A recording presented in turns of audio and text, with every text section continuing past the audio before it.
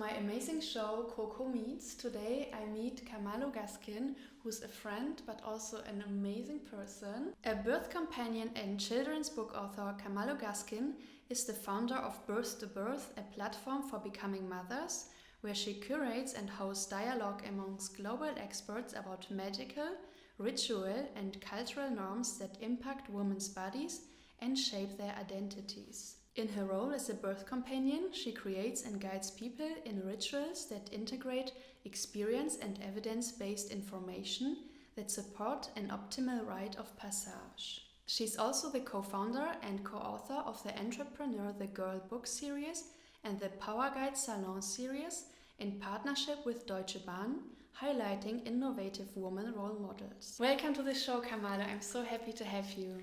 Thank you, Coco. I'm happy to be here too. Thank you for having me. Yes, I'm very excited how everything started for you. Like, where did you come from? How did you become the birth expert that you are? To start, when I had my first daughter in 2008, I went from London to the Bay Area, to San Francisco, and I ended up having birth or giving birth to my daughter alone, with only my partner there. And after this happened, I had lots of questions about the experience that I hadn't heard anyone talking about before. And one of the most basic things that I can remember is that I never felt a need to push, that there was just this involuntary impulse for her to come out, and she just kind of propelled out. And I'd never heard that, I'd never seen that on films, and it just opened up a big investigation for me. And for many, many years I just sort of explored this on my own. And then lots of people started to ask me into their birth spaces. They invited me to births in hospitals, or just asked me tons of questions before. So I kind of built up this reputation, Wow. But also kind of just a fascination for it. And I had many questions about what had happened to me in terms of transformation as well. I could sense things that I wasn't able to sense before birth. And after my child was born, I also became more sensitive to things that I wasn't before. And this also became very interesting for me. Wow. So that was about 9 years ago. So. How did you come up with the idea to birth by yourself? Like, isn't it dangerous? Like, this would be my first question. Yeah, it wasn't a plan. I didn't feel afraid of birth, but it wasn't a plan to not have anyone there. I actually planned to have a birth in a birthing center. I lived in Berkeley and I was planning to birth in San Francisco, which is 15 minutes away in the night, an hour away in the day because of traffic. Yeah. And I became so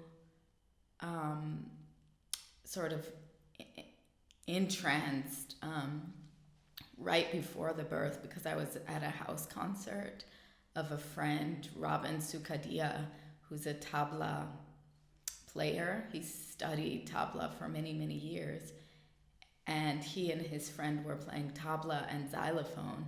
So during the night before I went into labor, I just sort of sat in this concert for hours, and I actually started seeing my uterus contract, and it was something that I was observing from the outside. And my partner at the time looked at me and he just said, "I can see your uterus contracting. What you might have started labor," but it wasn't something that I really consciously registered. It was just something that I observed and just relaxed into, because it felt so good to be in these sort of percussions and sort of sounds that were wave-like. And then I went home, and a few hours later I woke up in the night, maybe 2, 3 in the morning. And I just observed my body as the waves started coming up my legs and into my uterus. And I had actually started labor, but that was my first experience of labor. So I had no idea what was happening, but I just stayed in it, and I had no desire to leave, and I had no fear of birthing at home because I was exposed to information about the many different types of places that people gave birth. Yeah. And I was so comfortable at home that I just got so deep into it. And because of the relaxation, in hindsight, I look at the level of relaxation and the level of comfort, and I think this sort of helped it just progress without me feeling this urgency to leave. Yes, because I think like every animal can do this, and also people all over the world can do this, and we in the Western world just can't. It's really fascinating that you were so brave and they just trusted your body that it already knows what to do, and that you're supported by all the wisdom and everything that is already there. So your body already knows what to do. Right. That was the big realization, that the information was already internally there. I didn't really need to have anyone instruct me, really. And a lot of people do say that to me, you're really brave, that takes so much courage. But actually it wasn't bravery.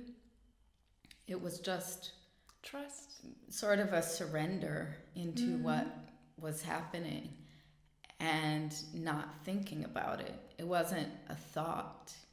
I just sort of observed what was happening, and now that I'm more sort of educated and trained in these different methods of teaching people about birth and understanding birth physiology, I understand that is actually the trick, is not to think about it, just to sort of create an environment where you can go internal and let that information come out without controlling it. And those are the best methods for birth, are the methods that are not a method.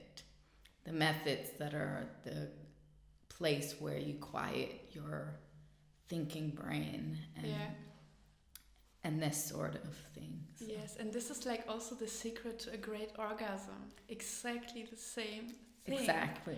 So, and you also teach about orgasmic birth, and I'm so excited to hear about this, because the first time I heard this, I thought, oh my God, this is crazy. What does birth have to do with orgasm? But then through thinking about this, I just realized, why not? It's the same organs. It's exactly.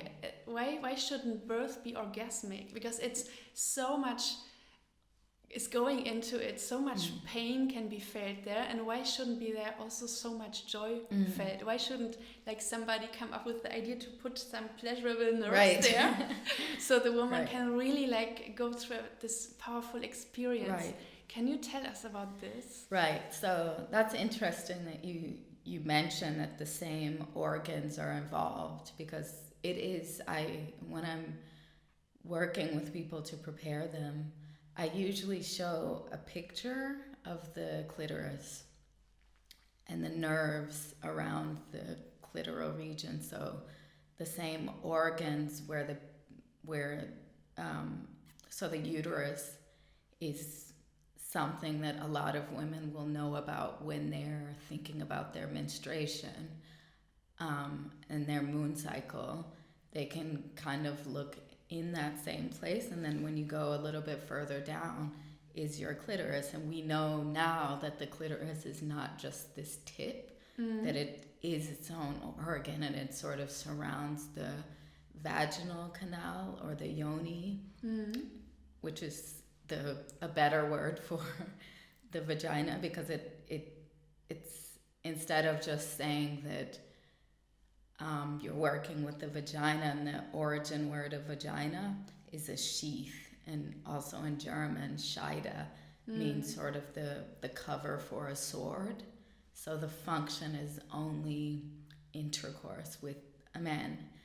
but it also has this wider function, which is pleasure. So the only purpose of the clitoris is pleasure. It's a pleasure-centric organ. And in birth, the baby comes through the birth canal, and the birth canal is the same as the vaginal canal.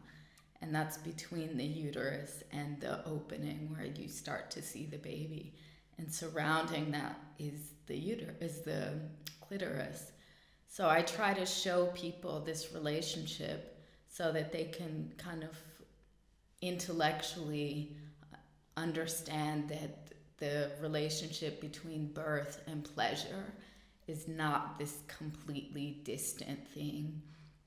The other thing is that the hormones that we experience in birth are the hormones that are activated, like oxytocin and endorphins. These are the same hormones that are present during orgasm or any sort of sexual experience. So I talk about birth as one of the experiences that are in the orgasmic spectrum.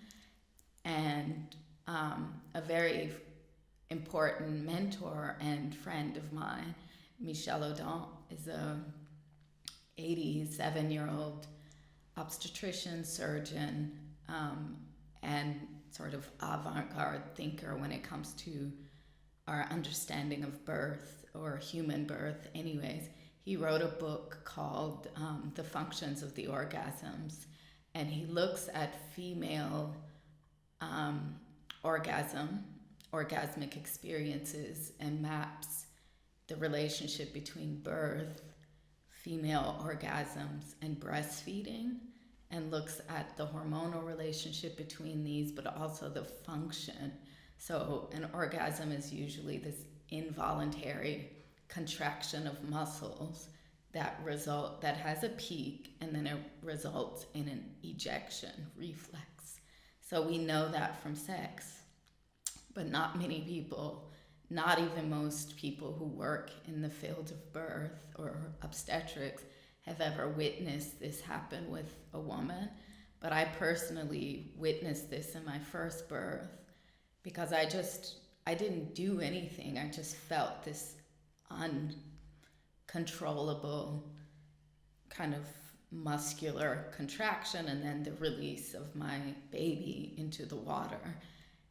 And all of it was sort of a build-up that I didn't have anything to do with. It was like something that was happening internally. So I think when people can just have this as an image, it helps us think, oh, I'm not expecting this sort of painful, traumatic experience.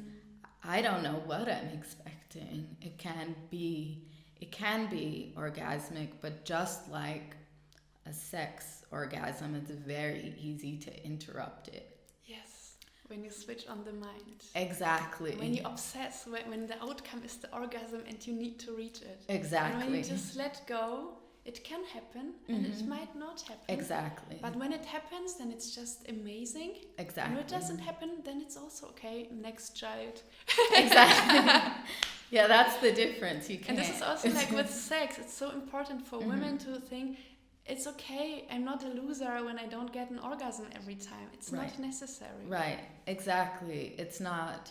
I mean, there's so much to this experience too, that it's not, the orgasm isn't the only thing, but it's also the witnessing of the experience. And I think, it is, to go back to the easiness of interrupting, we often see people in a birth environment where there's so much commotion and so much sort of intellectual conversations or just practical conversations.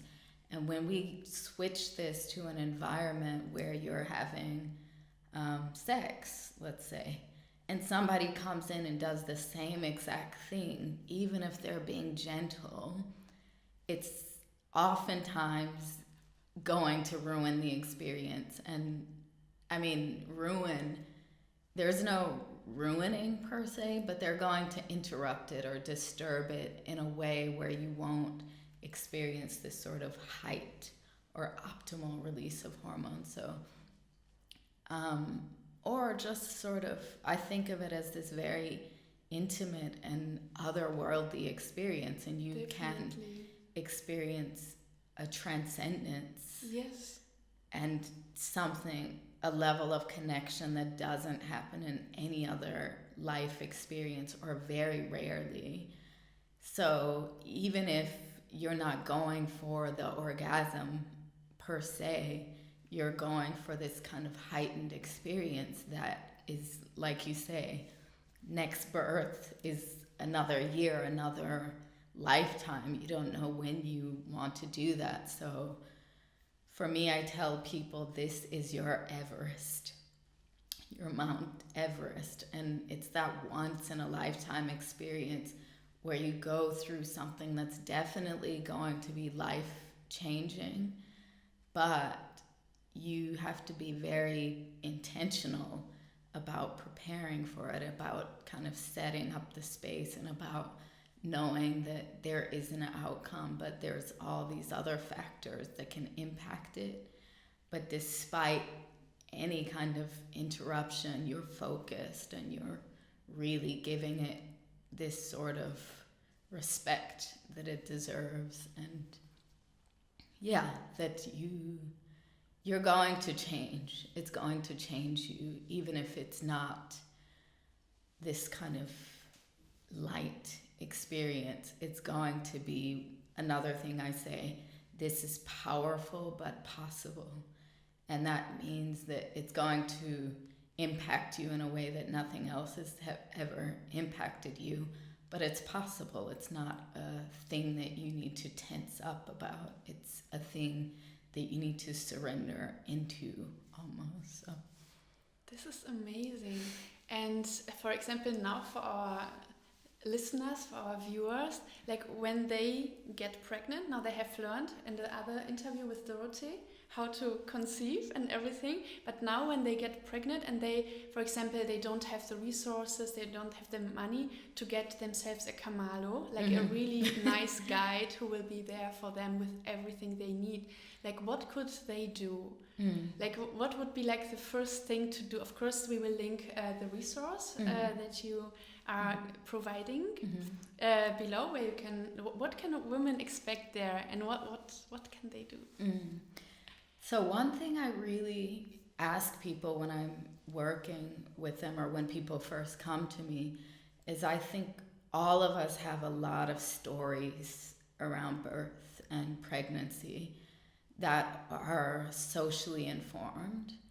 And it's not necessarily something you've ever experienced that is informing your response to it. So somehow this is, you almost have a fear that doesn't belong to you. It belongs to the society. It belongs to sort of an ancestral memory, or even a sort of centuries of programming, let's say. So for a lot of people, the first step for me is to sort of investigate those stories and look at the ones that belong to you and the ones that don't belong to you. And then once we get there to clear things up, then I sort of point people into themselves and to understand, what do you have available to you? To have a look at your muscle structures and your ligaments. Do you know what they look like? Do you know which ligaments are working during birth? Which ones are important? And then once you do that, you just think of very simple things to sort of move those ligaments and sort of stretch them over the months of pregnancy. But then the other part is just to visualize what you want this experience to be based on information. So you know how your hormones work in birth. Knowing all those things, how do you visualize it? And I think that most sort of birth preparation tools or methods that really work work to get people out of their stories. They don't always say that, but for me, I developed a program called the Birth to Birth Immersion, and that starts with the story, and it starts with kind of giving yourself the centrality that you need. So a lot of people think, I need this doctor, I need this midwife, I need this doula, I need my partner, I need my mother, I need my sister, I need all these people to sort of give me access to something that we all have, that we don't kind of need anyone else to give us, but we need to sort of release all these layers so that then we realize, okay, what I need is people to help me keep that centrality around myself. And then we go through this process where people understand, what is the purpose? Why am I pregnant? Why are we doing this? What does this mean in the life of our relationship? What does it mean in terms of my own purpose in the world to have this experience? And then once you understand that, people start to make a decision about who are the sort of decision makers in this process, who's leading and guiding this experience. Is it you? Is it your partner? Is it both of us? Is it a third person? How do you want that to be? And then I go through a visualization sort of practice so that they can learn all these things about physiology and anatomy and all this, but then create a visualization practice where every day they're doing something that gets them into the place where it becomes second nature for them to feel familiar with the birth process. And then I brought my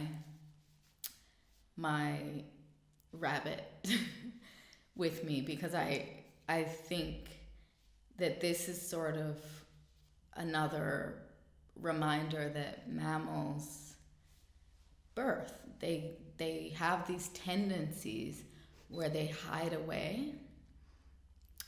They don't go into the public. They don't go into the middle of a busy place. They usually find a shadowy, hidden place where they go hide, and you'll find them.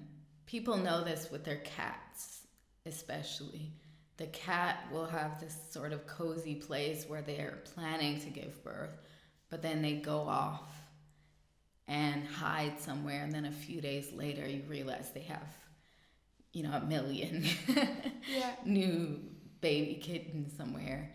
And so I bring this as a reminder that we are, after all, mammals. And we are also not just normal mammals or primates, but we're also, there's a theory or a hypothesis, it's called the Abe Aquatic Hypothesis, and that's that humans evolved, or primates that evolved on the coast. So they're very familiar with water, and water has a role in our sort of orgasmic scenery, if you want to call it. But that we go to the coast and we go to places where we feel comfortable giving birth in water. And one thing that I talk about when I give talks is that there's one doctor in southern Germany. He's a researcher and an ethnologist, and he had done lots of ethnographic films in the 1960s with his partner, and they very discreetly recorded women in Guinea and some on the Maiti River in Brazil.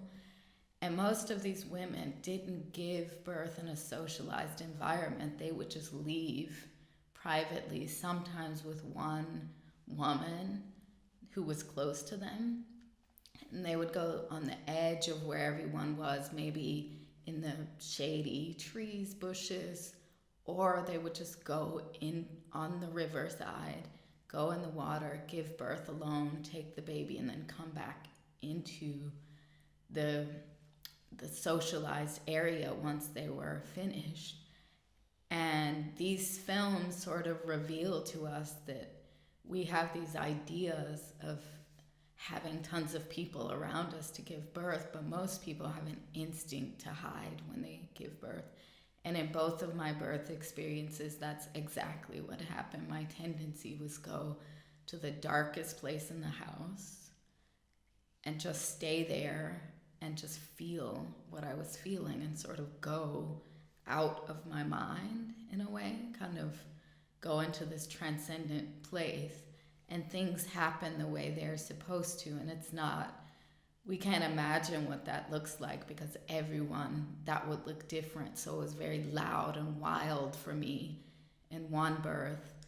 And in another birth, it was this kind of tones where I was almost singing. My friend walked in during one of my births, and she just said she heard this soprano kind of going off in the distance. And I couldn't hear that. I just heard this sort of wail, moaning kind of from internally. But this is sort of what happens, and you need nobody to be watching you or observing you to really go into that. So as a care provider, I'm really careful to not kind of take over somebody's birth. Yes. But to allow them to have their birth and be a witness.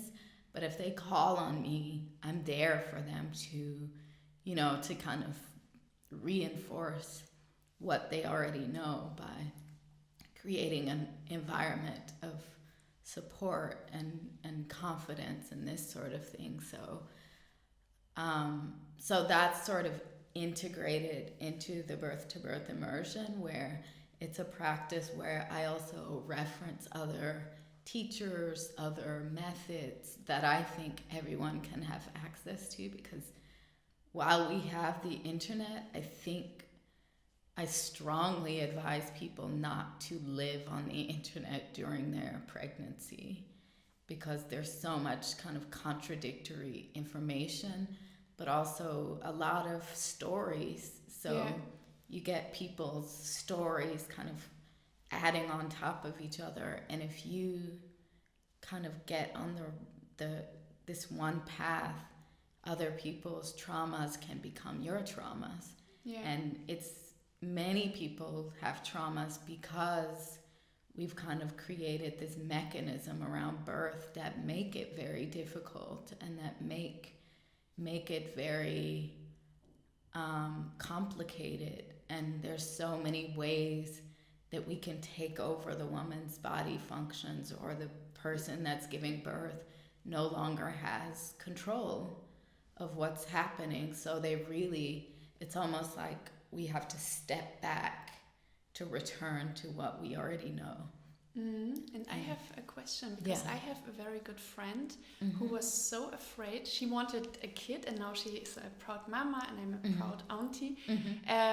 But she's already afraid of the second birth. She would like to have a second child, and she was so afraid of the birth that she said, I want a cesarean no matter what. And I said, oh, but I have a friend, she has a program. And then because I have you and Raquel who have like amazing programs, and she also got the book, but then she just said, no, for me, just cesarean. And then she had, of course, the wound and everything and all the complications.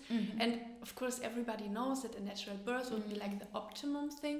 But for example, if somebody's watching and they have like the same, because of course she's not the only one. Right, of course. They have the same thoughts and fears because maybe their mothers and grandmothers had the worst stories about the birth. Like, would you recommend them to relax into their decision to have a cesarean, or is it necessary for everybody to go maybe to a psychotherapy or like, because for some women I think the fear is so big they can't just handle it themselves, like they have no way. Yeah, of course.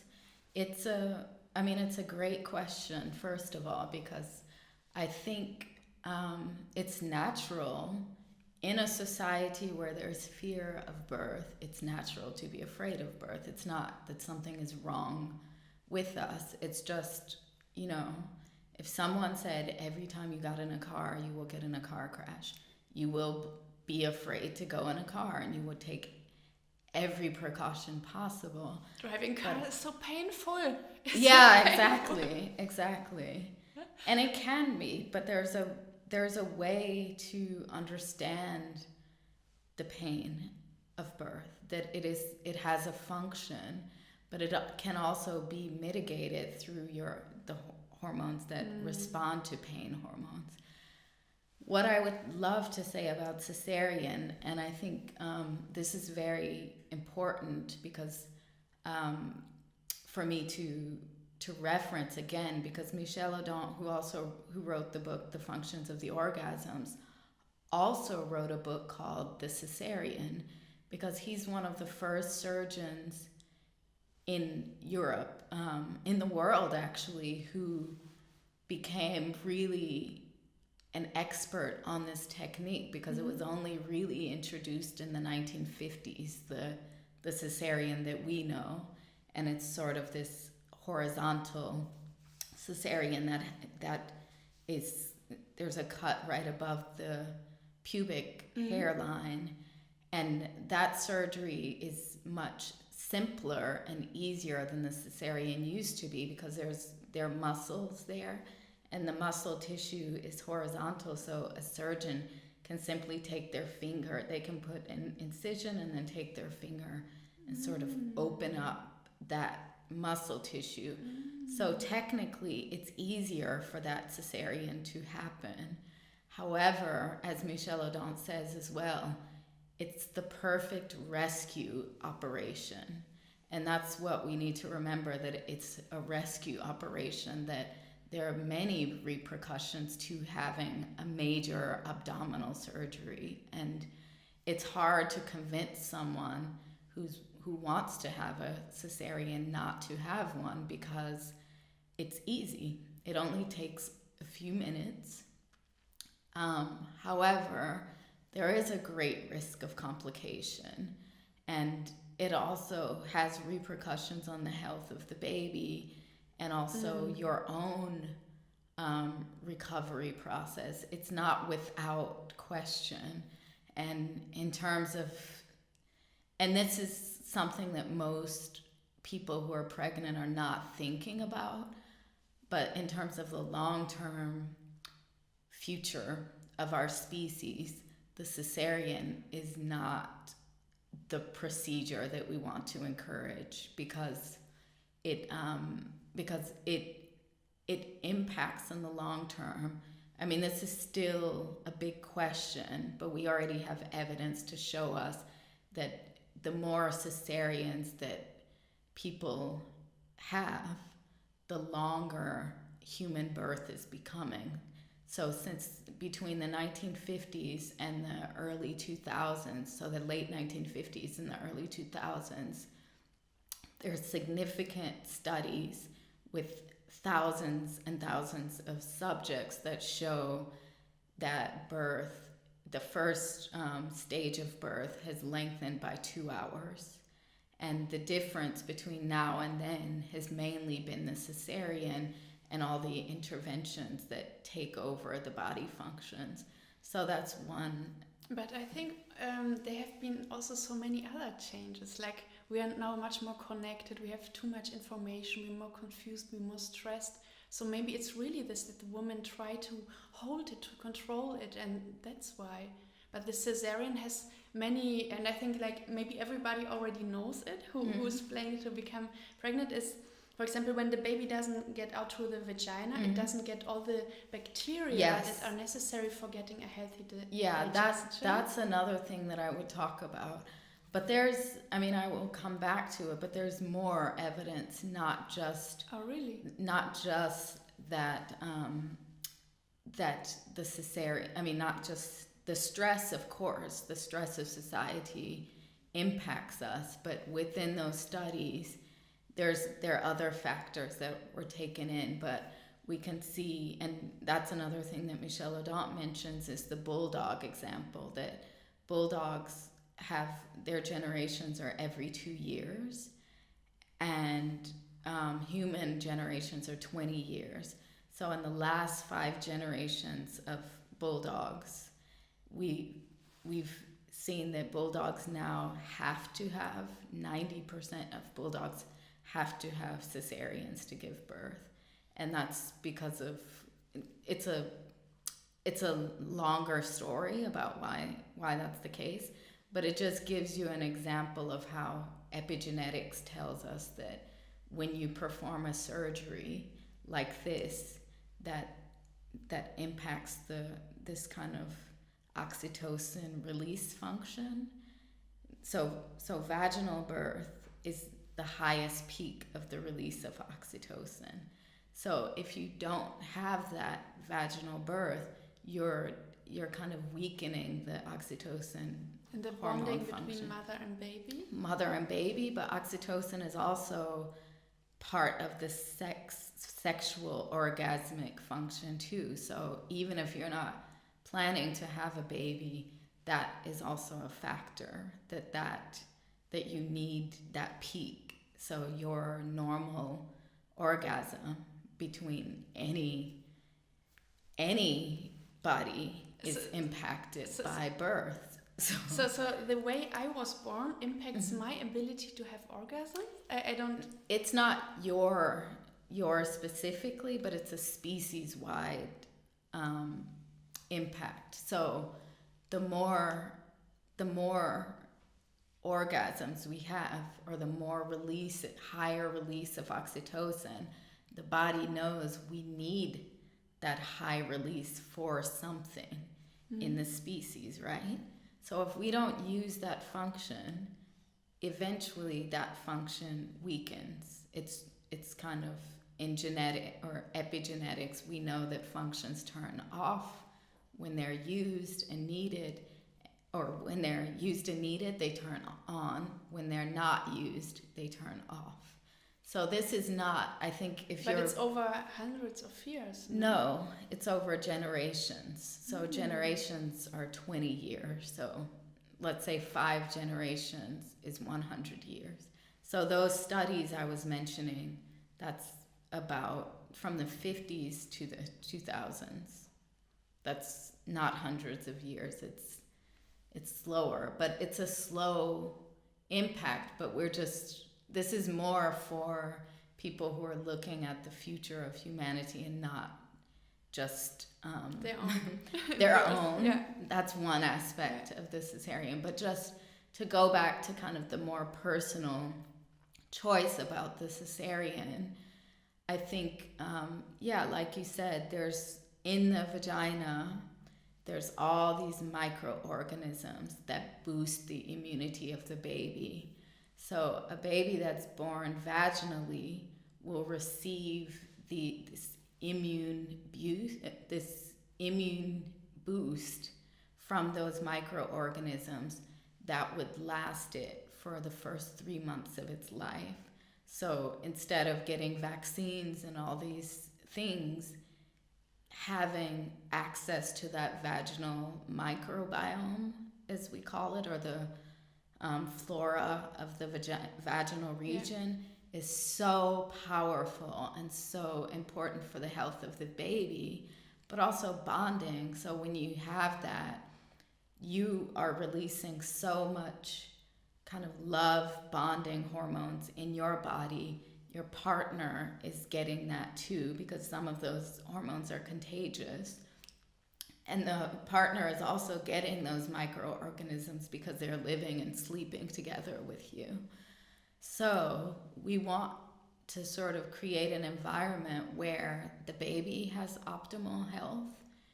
And when the baby is born that way and they breastfeed, let's say, because the breast milk also is like a wonder substance. It's just incredible how much nutrient value is and vitamins and kind of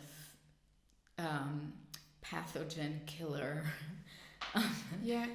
that are in the milk. So all of that is sort of the same process. It's not, you don't separate birth than breastfeeding than bonding. all of it sort of works together. So when you give birth vaginally, you have this optimal opportunity to bond with the baby.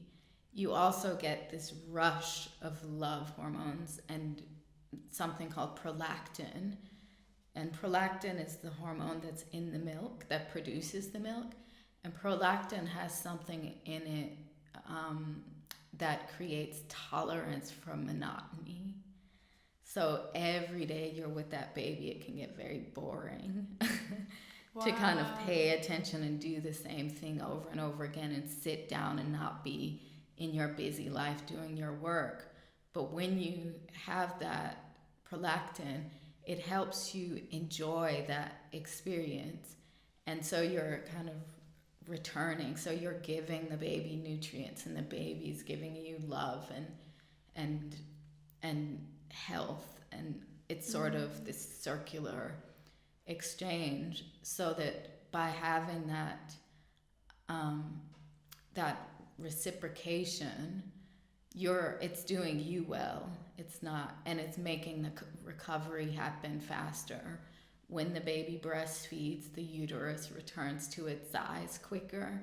It stops hemorrhaging. It makes the blood stop flowing. You lose your body weight faster because you're really producing a lot of, it takes a lot of energy to produce breast milk. So that burns fat too. So when a lot of people are surprised that they go back to their pre-baby body weight, which is not something I focus on, but I know a lot of people are interested in that. So that's also part of it. When you have a vaginal birth, it helps you to breastfeed more easily because all those hormones are connected and they release. It's sort of a cascade of released hormones. So when you release the oxytocin, then the endorphins and beta endorphins are released. And endorphins are endogenous morphine. So it's an inbuilt painkiller. So when you have the most heightened release of oxytocin, which is responsible, that's where you feel the pain or this intensity. It's not always experienced as pain. I know a woman who I was consulting before her birth. She called me after and she was like, I just didn't feel pain. And she said I had to pretend a little bit because everyone was asking me, but I did not feel pain. And she was curious to know why. And she felt intensity, and it was very powerful, but it wasn't painful. And that oxytocin is working with the endorphin. So if you get this huge release of endogenous morphine, then you're not feeling what a lot of people would feel as pain per se. But even if you do feel it as pain, because I felt pain, but it didn't feel like I couldn't do it. It was like both were happening at the same time. I felt kind of this rush of other feelings together with it. So it sort of buffers that experience. So for someone who who's planning a cesarean, one other thing to keep in mind is that that stress that comes from labor is necessary for the baby's organs to function. And we know that we don't just look at a vaginal birth versus a cesarean birth. We look at birth with stress or with labor and birth without. So if you plan a cesarean, stress the baby. You need or wait or at least have get yourself to the active labor phase where your baby is engaged in the pelvis, because statistically we know that if you get sort of what is it called, epidurals or Einleitung in German. Mm-hmm. It's a something to an anesthesia, so you don't feel anything. If you get this, it increases your chances of cesarean by 50% if you do it before active And labor. you only get this when you are late, right? When you're late with birthing. You're right. The Einleitung, that's in German, sorry. But the epidural, I meant induction is Einleitung in German. I mean, the induction, it's best to kind of wait for your baby and your body to start the labor because it knows what it's doing. It usually knows the timing. But sometimes people are not allowed to wait so long because of insurance of the hospital. So we also had in our Essence of Belly Dance group a woman who wanted a natural birth, but everybody was pressuring her. Exactly. Well, what you could do is ask your care provider, because some countries, they're different in France and Germany, for example. Some countries say at 40 weeks, some countries say 43 weeks. We're all human, so why is there a difference between those times? It's just an arbitrary number that is still, there's not enough understanding of why a baby ignites birth, initiates labor, and why your body initiates labor. But what we do know is that there are small statistics that say there is a risk when you wait, but it's so small that it doesn't necessarily make sense that everyone has to be induced. It might be good to be monitored during that time, but a lot of people wait until 43 weeks and their babies come out healthy, and that's when that baby is ready to come out. And it's sort of a ripening process. When the baby is ripe, it's ready. It means the organs are ready. Yeah. The organs are ready. The baby is ready. You are ready, because sometimes we can also cause the pause. If you really have a lot of anxiety about this birth, a lot of times that can be one of the reasons that you're waiting and you're sort of holding in. And there's no evidence for that because that's hard to measure. How do you measure the relationship between someone's stress and their birth? But one of the things, back to the planning the cesarean, if you're open to a cesarean, one, just know that it is a rescue operation. It's sort of the last resort. It's not what you're aiming for, because the benefits of a vaginal birth to a cesarean is so different. But I don't judge anybody for their decision, but I hope that they just have enough information about their decision. And basically, if you can wait till the baby is engaged in the pelvis, you're all the way there, and you're so far there that the vaginal birth, if you're safe and if there are no problems with the baby, then it's possible. And then you can still decide, like you would talk with your doctor first and then say, okay, if I say cesarean, you do cesarean, and maybe I will not say it. Right. And then you have the chance to decide in the process what will happen. Right. And a lot of doctors, and I feel like one who is ethically practicing will not recommend a cesarean, because they should understand too that this is not an optimal option for the health of you and the baby. The optimal option, number one, should be what your body would normally do.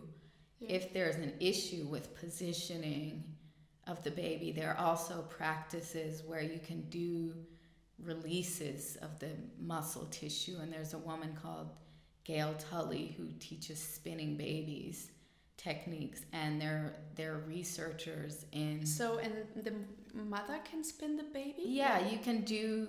Well, there's something called where you can externally invert, kind of change the position of the baby from the outside, but it's better for the baby to do it themselves. So you can do these sort of body positions, movements. Yeah, like talking with the baby. Exactly. And a lot of what you do with belly dance, moving the sacrum and rotating the pelvis, things like that, move the baby. And when I was in my first birth totally alone, I remember just doing things with my pelvis and like moving up and down and changing levels and all these things, and that was sort of internal instructions. But you can intentionally do these, and we know that if the more room the baby has, the more ability it has to move on its own, and the baby's tendency is to turn in the right direction. It's not, they want to be head down. But if they're not, people like my sister gave birth to twins. She had a home birth. One was breech and one was head up. And both twins and breech are considered risky in most environments. But 50 years ago, this wasn't risky. It was just that obstetricians were trained to know how to pay attention to twins or to breech birth. And in southern Germany, there are people who are experts on breech, but you can go to different places and I teach some of these positionings too, so that you can figure out what you can do to increase space for the baby. So that's one way that a cesarean can be avoided if you need to. And then the last thing about cesarean, I would say, is that there's also a practice called the Gentle Cesarean. And I learned this from a doctor friend who works in Istanbul.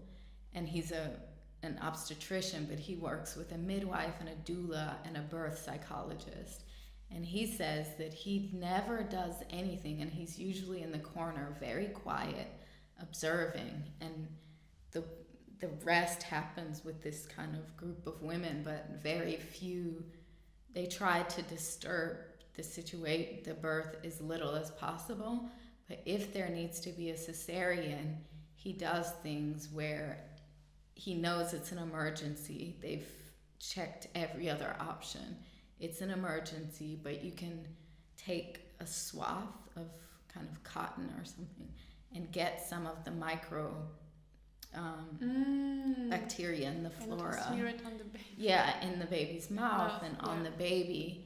And then as the baby is coming out, the doctor takes its hand and spirals the baby out of their fist, so that the baby feels the squeeze from the vagina, because the birth canal, so the cervix starts closed and it opens up to 10 centimeters.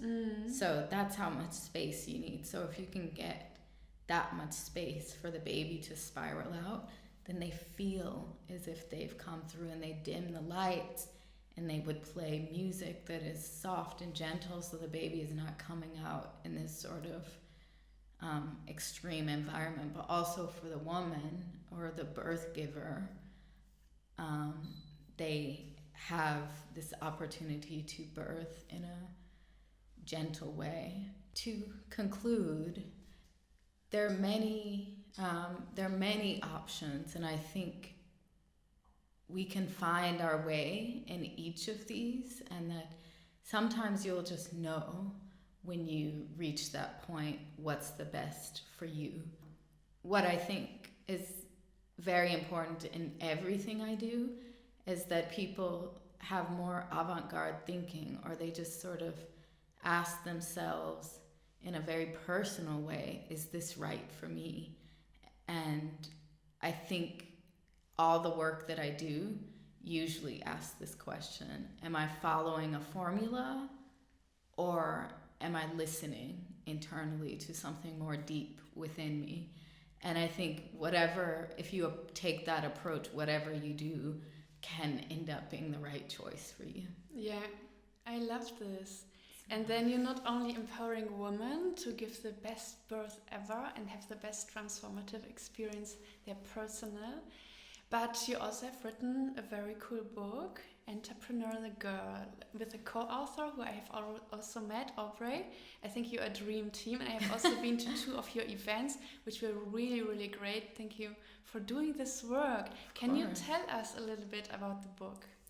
So it's not available now, but we will link it below when it will be available for you, so you can also get it for yourself and your girls. Yeah, it'll be available before Christmas this year.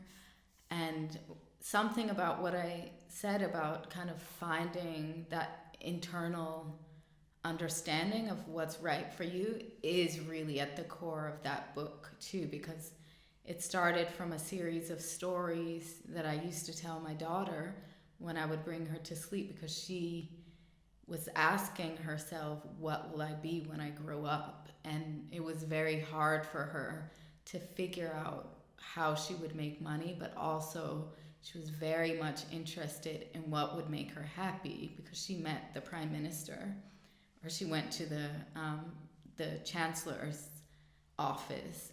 And when she came back, she asked, is this right for me? What's right for me? Do I become this or that, or all these sort of things? But she's really small. How old is she? Now she's 9, but the story started when she was 5. Wow. And she had this big anxiety about sort of if she needs to follow the path of these other people. Mm-hmm. So the stories were basically what I call story channeling. So I just sort of improvised these stories in the night about this girl who decides not to go to school, that she would not do anything that was expected of her. She would go up to strangers, and those strangers would tell her about what made them happy. And she realized that happiness is different for every person. And that's sort of, I think, the same in my birth work, is the same as what you see with her, that she's sort of going outside of the normal systems and asking, can I do this differently? What do I feel is the right thing for me? And her parents in the book give her permission, or they don't give her permission, but they just say, well, that's your calling, that school doesn't make sense for you. And so she learns all these things about how the world runs, and she sort of gets exposed to sort of visualization and kind of that as a way to find what you want to do. So this mentor character, who is a power guide, and that was the event that you came to, was the Power Guide Salon.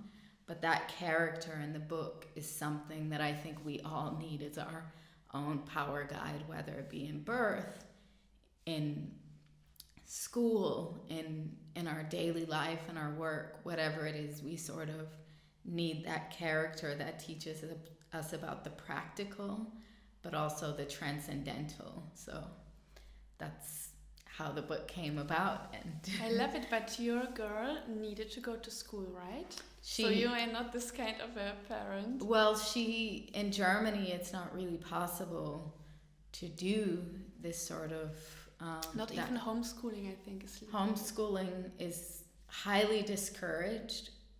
There are ways that you can sort of go through these loopholes, but you would be up against a really strong system to not homeschool. So I thought, how can we do this without, within what we have? How can we still make this sort of open-mindedness and encouragement to explore and to go inwardly in order to affect things outside of you? What can you do? And I thought, well, she actually asked, can you make these stories into a book? And then Aubrey and I kind of came together and collaborated on making it possible. And it's going to be very beautiful. I'm so excited about the illustrations and sort of how this character, you will just see her. So her hair and everything else is about going beyond the boundaries of the norm. So wow. This is, I think it's sort of part of my life's path, I would say. It's what I've been inspired to do. I found for myself most of my answers came through stepping outside of what is the status quo or the norm of what things are doing, but with information. So you don't just leap, you leap with preparation. You know how to fall. Yeah. And yeah.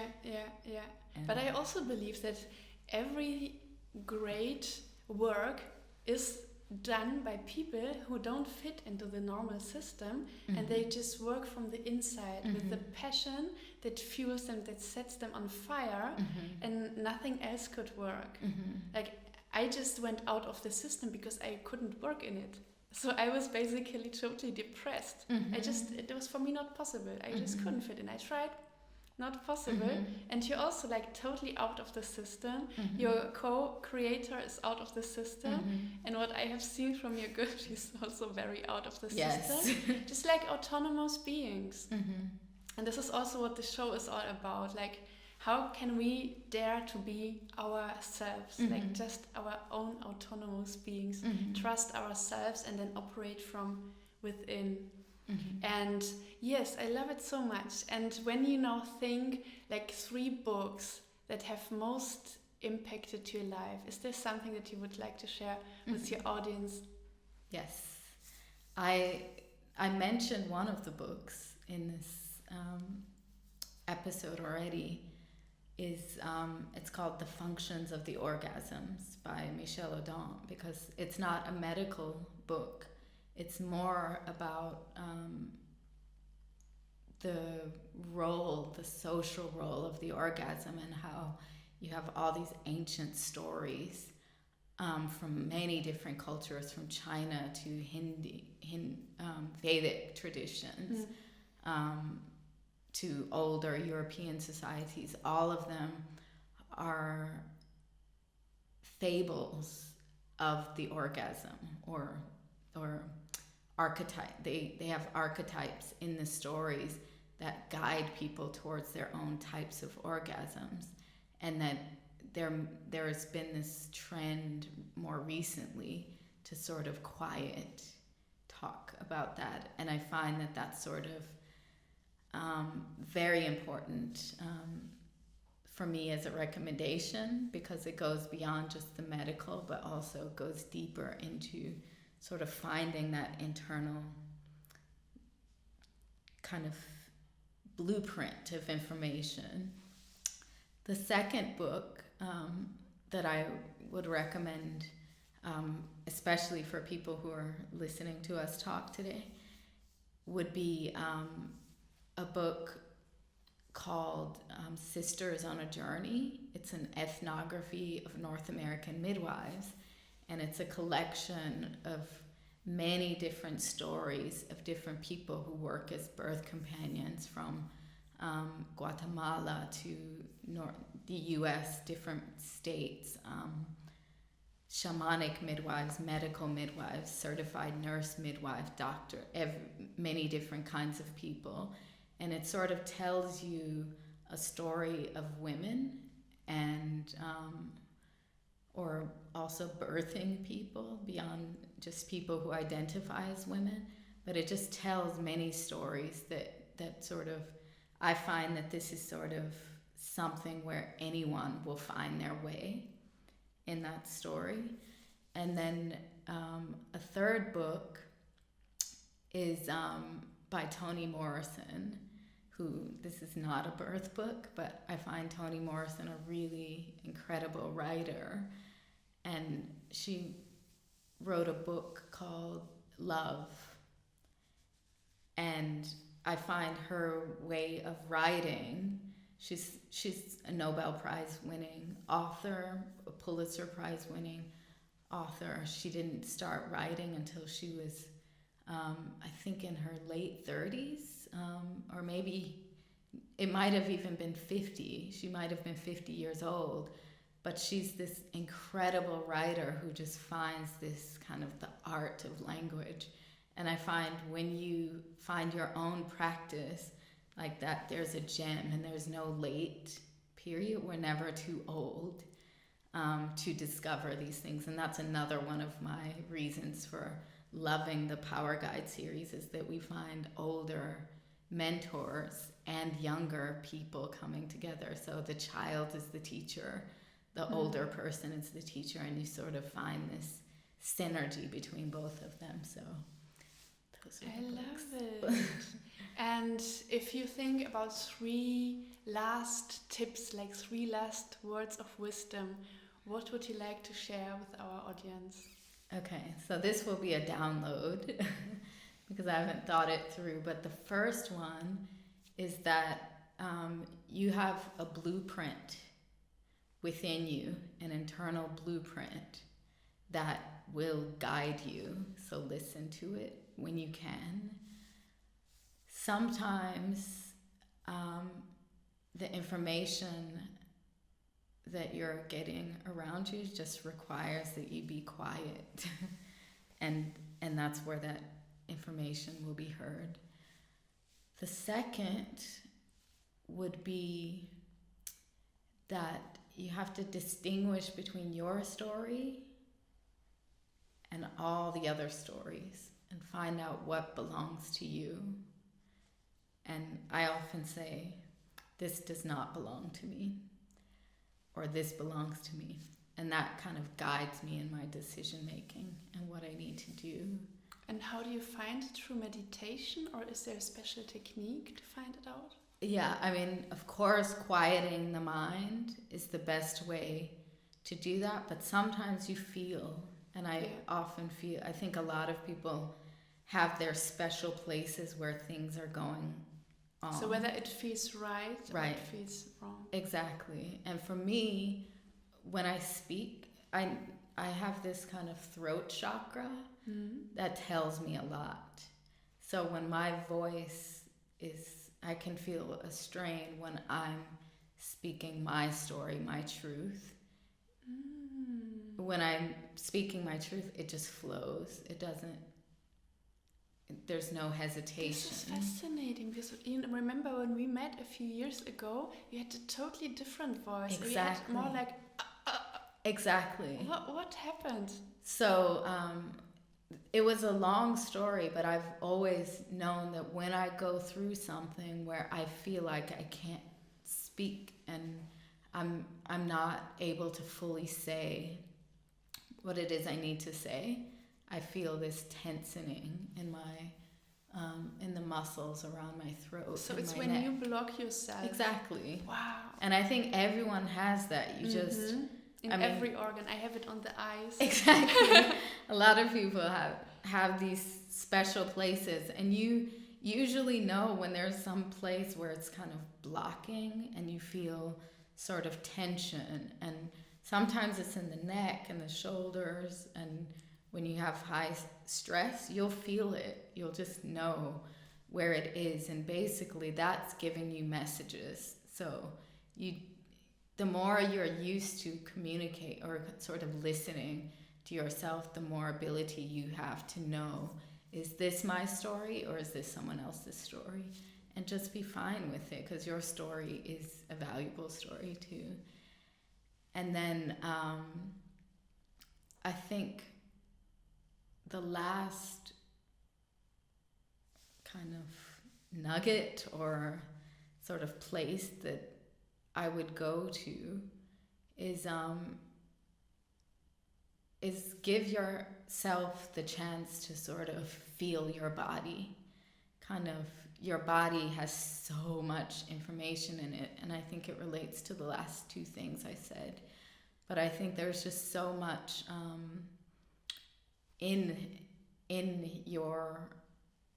your response systems. You have all these sensors and things that are happening. And the other day I was with my son Giacomo, and he was listening to this music and he was just kind of dancing really hard into it. And at some point he just stopped and he said, you know, when you really know that music is for you is when you feel it deep in your heart, and it just feels beautiful everywhere. And then you could just see him sort of moving, and there's no limitation to what's going on.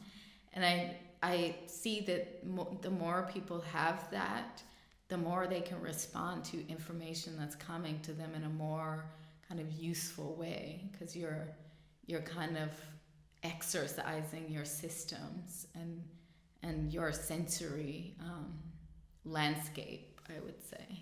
Wow, I love it. Thank you so much. I think it was a valuable information, a valuable interview. And girls, if you have seen this interview until the end, please write #freewoman. And because this was actually the name of our show, and later I changed it to Coco Meets in order to not stigmatize so much the woman thing. Like it was just too much woman. Right. I could also invite men to talk, so that's why. But #freewoman is still a valid thing. And yes, also subscribe to the videos if you want to see more of this. Ask me anything, ask Camalo anything, tell us how you like the interview. And well, see you in the next video. Bye bye. Bye.